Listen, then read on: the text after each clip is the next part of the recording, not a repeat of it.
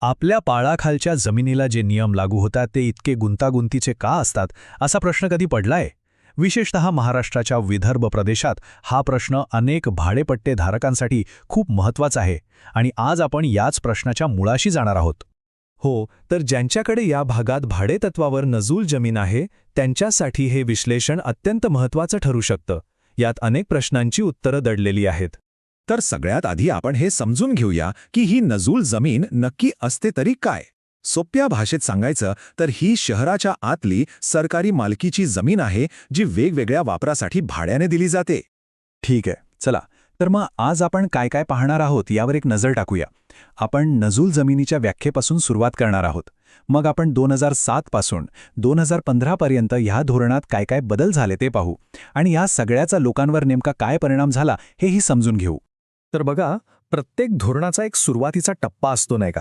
या धोरणाच्या प्रवासाची सुरुवात झाली 2007 आणि 2011च्या शासन निर्णयांनी. खरं तर यांनीच या सगळ्याची पायाभरणी केली. हे जे सुरुवातीचे नियम होते ना, त्यांनीच भाडेपट्टा नूतनीकरण आणि नियमांचं उल्लंघन झाल्यास काय करायचं याची एक प्रक्रिया ठरवून दिली. पुढे जे काही बदल झाले त्याचा आधार हाच होता. आता या सुरुवातीच्या धोरणांची काही खास वैशिष्ट्ये होती. एक म्हणजे भाडेपट्टे थेट 30 वर्षांसाठी नूतनीकरण केले जायचे.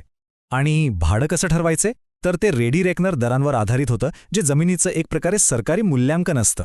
आणि हो, काही नियमांचं उल्लंघन झाल्यास दंड भरून ते नियमित करण्याची सोयसुद्धा होती. पण मग आलं 2014 साल आणि या वर्षात एक असा मोठा बदल झाला ज्याने भाडेपट्टेधारकांसाठी सगळंच चित्र पालटून टाकलं. ही तारीख खूप महत्त्वाची आहे. या दिवशी सरकारने जुने नियम बाजूला सारले आणि नवीन दर लागू केले. याचा परिणाम काय झाला तर भाडेपट्टेधारकांवरचा आर्थिक बोजा प्रचंड वाढला आणि साहजिकच त्यांच्यामध्ये चिंतेचं वातावरण पसरलं. आता हे आकडे बघा. हे एक गोष्ट अगदी स्पष्ट करतात की भाडेपट्टेधारकांवरचा भार किती वाढला होता. व्यावसायिक भाड्यांमध्ये तर लक्षणीय वाढ झालीच, पण जरा विचार करा, भविष्यात जमीन हस्तांतरित करायची असेल तर तब्बल 50% शुल्क. हे अनेकांच्या आवाक्या बाहेरचं होतं. पण सुदैवाने हे जे 2014चं धोरण होतं ते फार काळ टिकलं नाही. लोकांवर होणाऱ्या आर्थिक परिणामामुळे सरकारला लवकरच आपल्या धोरणाचा पुन्हा एकदा विचार करावा लागला. आणि मग आला 2015चं शासन निर्णय. या निर्णयाने 2014च्या धोरणामुळे जो असंतोष निर्माण झाला होता तो दूर करण्याचा एक महत्त्वाचा प्रयत्न केला. आणि यातला सगळ्यात महत्त्वाचा मुद्दा काय आहे माहितीये? सरकारने स्वतःच्या शासन निर्णयात हे मान्य केलं की त्यांचे दर इतके जास्त होते की लोक नूतनीकरण करण्याकडे चक्क पाठ फिरवत होते. एखाद्या धोरणाच्या नकारात्मक परिणामाची ही एक दुर्मिळ अशी अधिकृत कबुली होती असं म्हणायला हरकत नाही. या नवीन धोरणामागे सरकारचा उद्देश एक अशी दररचना आणण्याचा होता जी लोकांना अधिक योग्य आणि न्यायसंगत वाटेल.